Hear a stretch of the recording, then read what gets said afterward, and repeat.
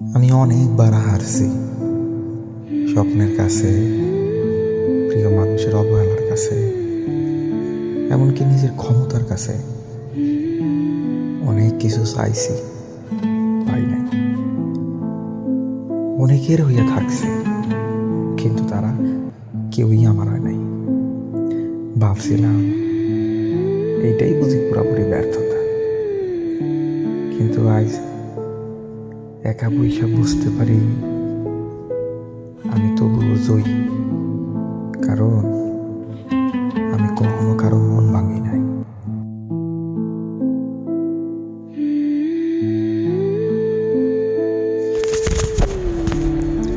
কাউরে আঘাত দিয়ে নিজের গড়াই নাই।